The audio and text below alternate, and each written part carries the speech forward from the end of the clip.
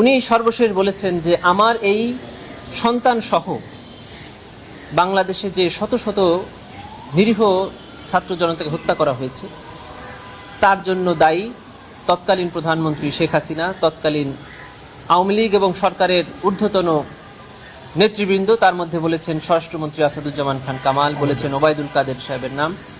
অন্যতমভাবে ওনারা বলেছেন যে তৎকালীন সরকারের প্রধানমন্ত্রীর উপদেষ্টা জনাব সালমান এফ রহমান এবং আইনমন্ত্রী আনিসুল হক। 10 নম্বরে আওয়ামী লীগের এবং পুলিশের গুলিতে তার ডান পা হারিয়েছেন। প্রায় 40 দিন উনি চিকিৎসাধীন ছিলেন, তারপরে তার পা কেটে ফেলতে হয়েছে।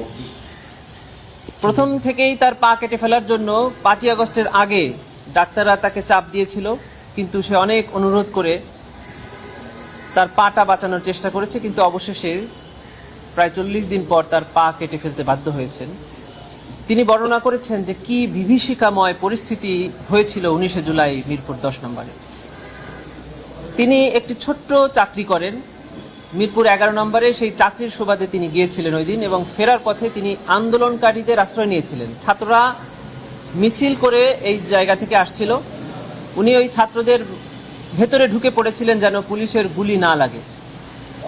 কিন্তু যখনই উনি মিরপুর 10 নম্বরে এসে পৌঁছলেন, ঠিক তখন স্থানীয় আওয়ামী লীগের এবং পুলিশের ছোড়া একটি গুলি উনার পায়ে লাগে এবং পরবর্তীতে উনার পা কেটে ফেলতে হয়েছে। উনি আজকে ট্রাইব্যুনালে এসে সাক্ষ্য দিয়েছেন। কোর্ট দেখেছে যে উনার একটি পা নেই। আরেকজন সাক্ষী সাক্ষ্য দিয়েছেন, ওনার নাম মোহাম্মদ কামাল হাওলাদার।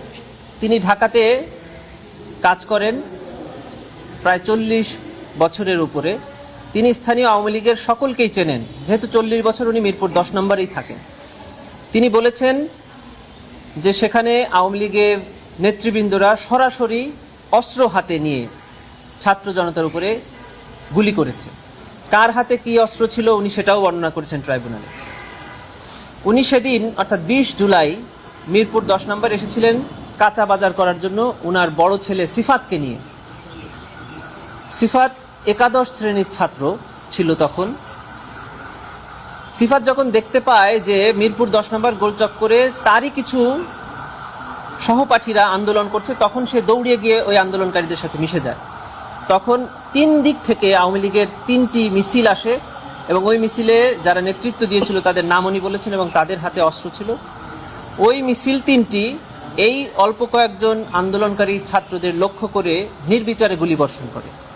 তার একটি গুলি ওনার সন্তান এই 18 বছর বয়সী সিফাতের মাথায়